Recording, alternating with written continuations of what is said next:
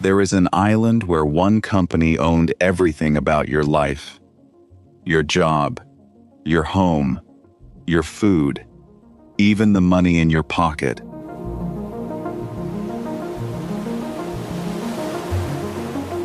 It sounds like something out of fiction. On a rock in the East China Sea called Hashima, it was simply how things worked. Workers were paid in company scrip that was worthless anywhere else on Earth. They lived in company apartments, ate at the company store, and sent their children to the company school. There was no version of daily life on this island that existed outside Mitsubishi.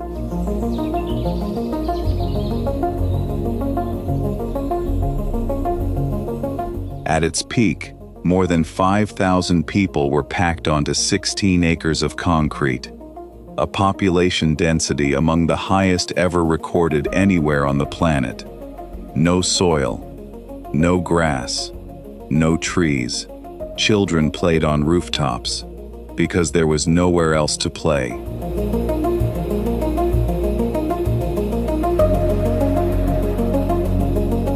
Then, on January 15, 1974, the announcement came. The coal was no longer worth mining. Within 3 months, a city of thousands had emptied down to almost nothing.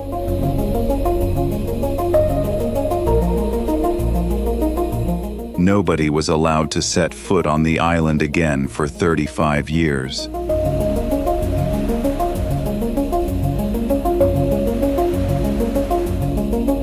This is Hashima, a concrete fortress built entirely by one company, emptied out, and left to rot in the ocean for over 3 decades. And what actually happened here, both above ground and in the tunnels beneath the seabed, is a story Japan and its neighbors are still fighting over today.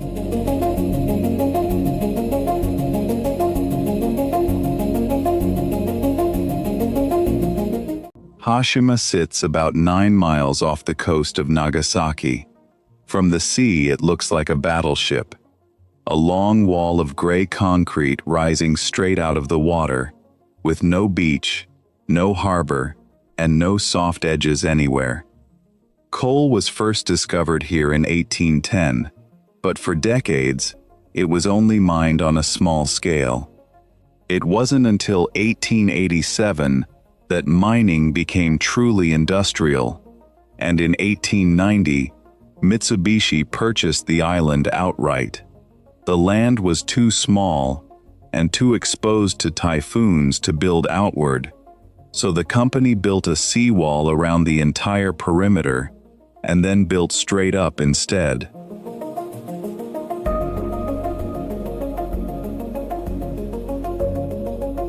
By 1959, more than 5,000 people lived on 16 acres, a population density of over 80,000 people per square kilometer, among the highest ever recorded on Earth.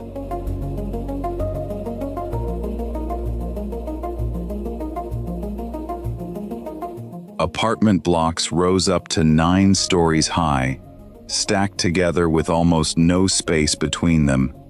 Every grain of rice, every drop of water, every brick arrived by ship from the mainland. There were no cars, children played on rooftops, and everyone on the island worked for the same company.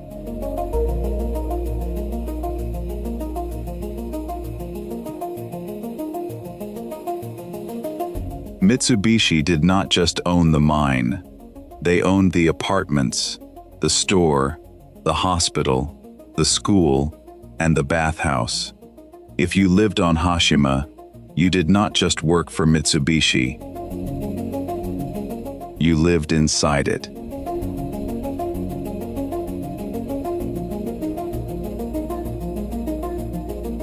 The coal ran in tunnels beneath the seabed itself. Workers descended in cages and dug under the ocean, in heat, dust, and the constant threat of flooding.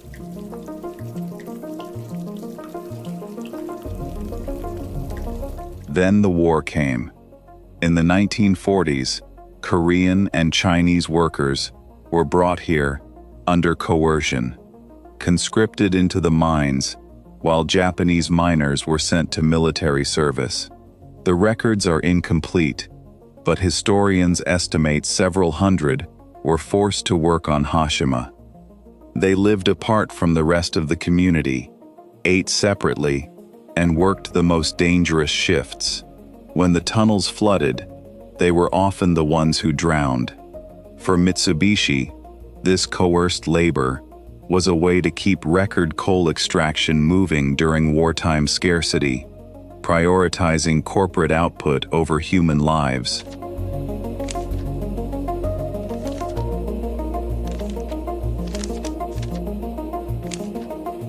For decades, almost none of this appeared anywhere in how the island's story was officially told.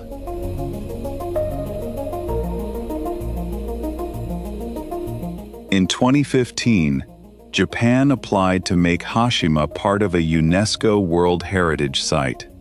South Korea objected, and just a week before the final vote, the two countries struck a deal. Japan agreed to acknowledge the forced labor in how the site's history was presented. Korea withdrew its opposition. The listing was approved.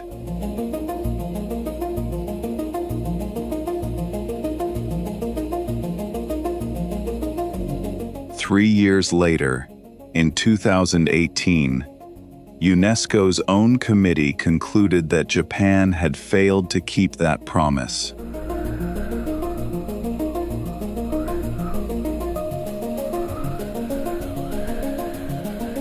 Despite everything happening underground, Hashima, above the surface, was not a hardship posting for most Japanese families. By the standards of 1960s Japan, it was remarkably comfortable.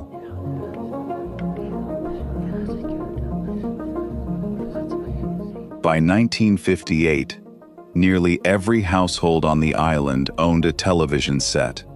100% penetration, at a time when the national average across the rest of Japan was closer to 8%.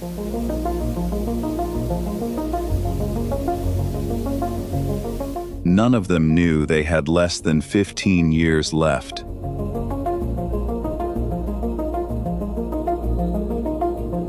Yet all of this comfort existed inside a fragile industrial cage.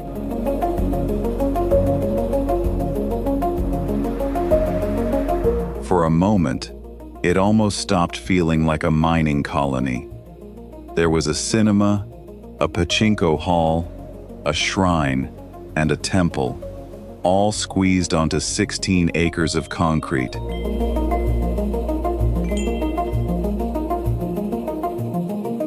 There was no natural freshwater anywhere on the island, so in 1957, Hashima got Japan's first undersea water pipeline, just to keep the community alive. Residents even hauled dirt up to the rooftops themselves to plant Japan's first rooftop vegetable garden, so their own children would know what a growing plant looked like.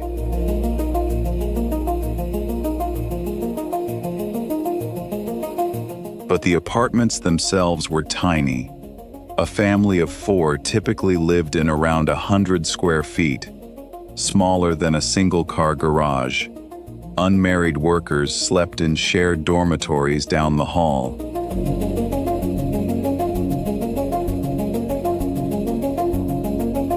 Every one of them believed they'd be here for the rest of their lives. Almost none of them were.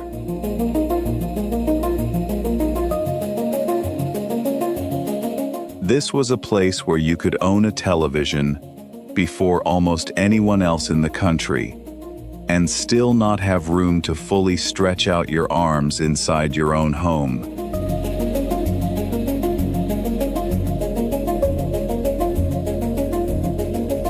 Former residents have said that when they finally left the island and felt real ground under their feet again, it felt almost like walking on another planet. Some of the children born there had never touched real soil in their lives.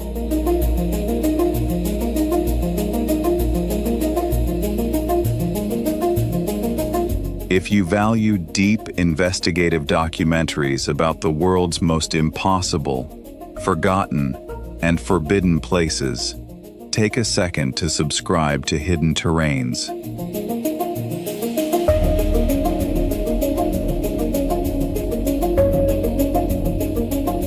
By the early 1970s, Japan had shifted from coal to oil, and the coal beneath Hashima was no longer worth the cost of mining it. On January 15, 1974, Mitsubishi announced that the mine would close.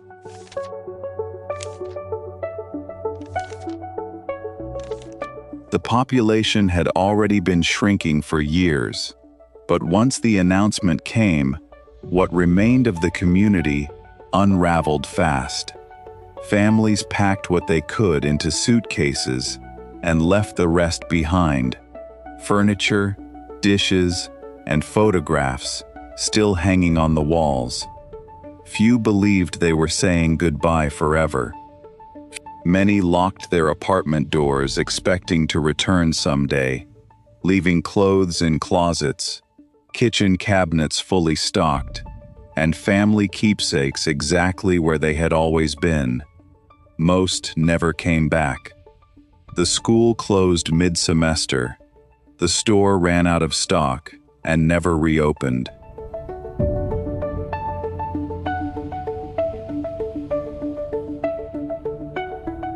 On April 20th, 1974, the last residents boarded the final ferry, and the island went silent.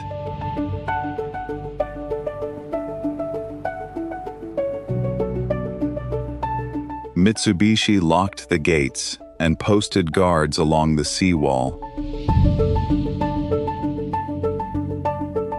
And for the next 35 years, Hashima sat alone in the ocean, rusting, crumbling, freezing in the salt air, while the world outside slowly stopped thinking about it at all.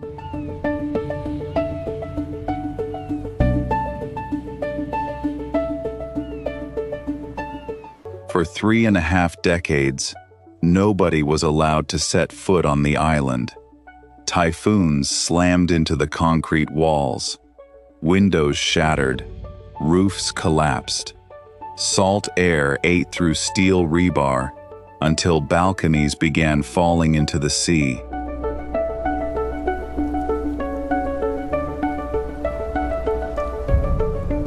Inside the apartments, everything was left almost exactly where it had been.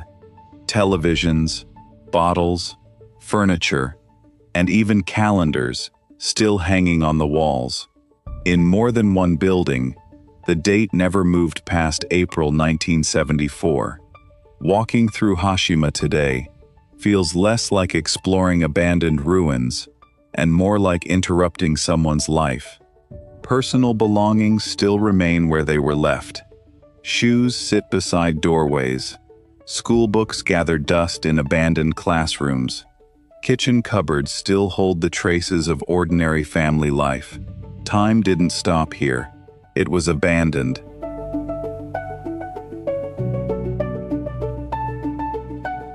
The island became a ghost. Fishermen passed it and told stories about the city that had simply vanished.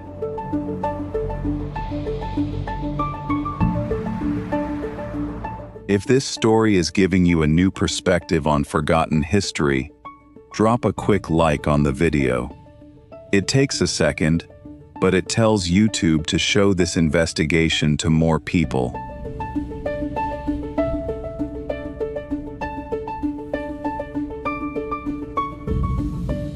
In April 2009, Nagasaki City finally reopened part of the island to visitors.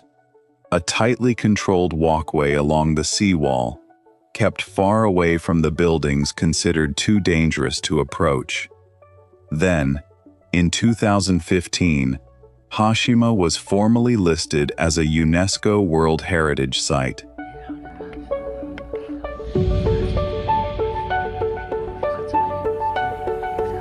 But on the island itself, there is still almost no mention of the Korean and Chinese laborers who died in the tunnels.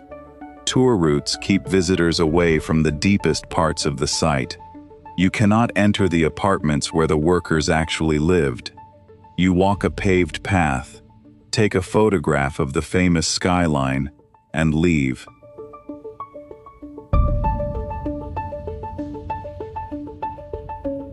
The island is preserved, but only partially. The parts that are too dangerous or too uncomfortable are still left off the map.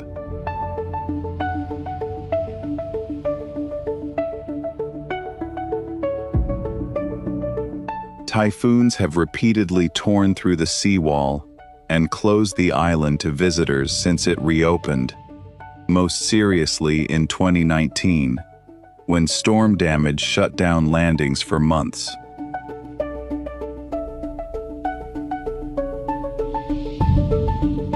Conservation engineers know the clock is ticking. Every typhoon tears away a little more concrete, exposes a little more steel, and carries another piece of the island into the sea. The question is no longer whether Hashima will change, but how much of it can still be saved before nature finishes reclaiming it. Every closure is a little longer than the last. The island is slowly falling back into the ocean, piece by piece, and the company that built it has largely let it happen.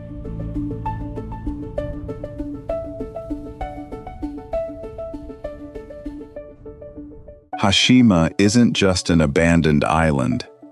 It's what happens when an entire city is built around a single industry, and that industry disappears. In just a few months, one of the most densely populated places on Earth became one of its emptiest. Yet for the families who lived there, it wasn't just a mine, it was home.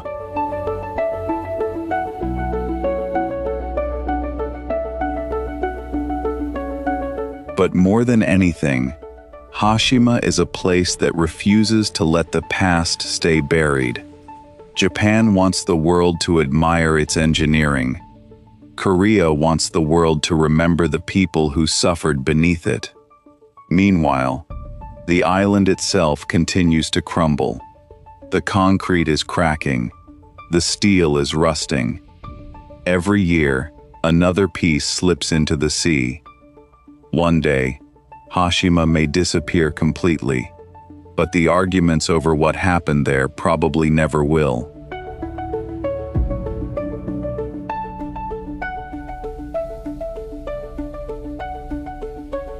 If this story pulled you in, if you want to keep exploring the places the world tried to erase, make sure to subscribe to Hidden Terrains. We release new investigative documentaries every week.